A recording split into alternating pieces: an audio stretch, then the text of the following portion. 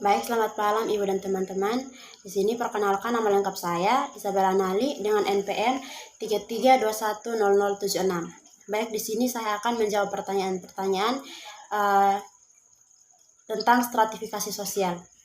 Pertanyaan pertama, apa yang dimaksud dengan stratifikasi sosial? Jadi yang dimaksud dengan stratifikasi sosial adalah pengelompokan masyarakat secara vertikal atau bertingkat berdasarkan suatu yang dihargai dalam masyarakat. Yang kedua, jelaskan faktor-faktor yang menentukan stratifikasi sosial. Yang pertama adalah kekayaan. Kekayaan menjadi dasar pembentuk stratifikasi sosial karena adanya perbedaan kemampuan dalam memenuhi kebutuhan hidup.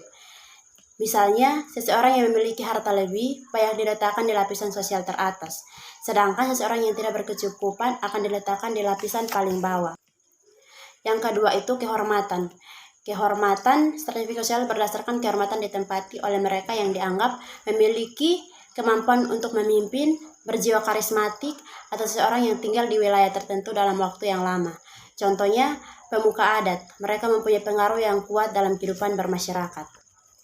Yang ketiga, keturunan. Stratifikasi ini dipengaruhi secara turun-temurun atau dengan kata lain hanya bisa didapatkan melalui kelahiran atau perkawinan.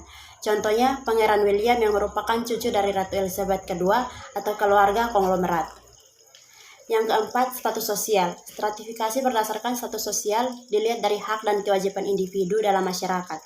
Misalnya, seorang ibu adalah CEO sebuah perusahaan teknologi. Di kantornya, ia menempati posisi tertinggi. Namun ketika kembali ke rumah, kondisi ibu tersebut sama dengan ibu-ibu yang lain yang tinggal di rumah.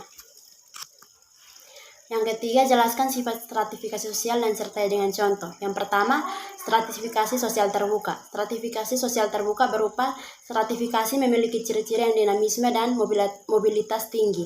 Contohnya, seseorang yang hanya bekerja sebagai pegawai biasa di kantornya mungkin akan dipromosikan menjadi manajer atau manajer di kantor cabang. Yang kedua, stratifikasi sosial tertutup. Stratifikasi sosial tertutup merupakan salah satu bentuk stratifikasi sosial yang bersifat diskriminatif karena sulit bergerak secara vertikal. Misalnya, sistem kasta dalam agama Hindu mengelompokkan anggotanya menjadi 4 kasta, yaitu Brahmana, Ksatria, Waisya, dan Sudra. Yang ketiga, stratifikasi sosial campuran.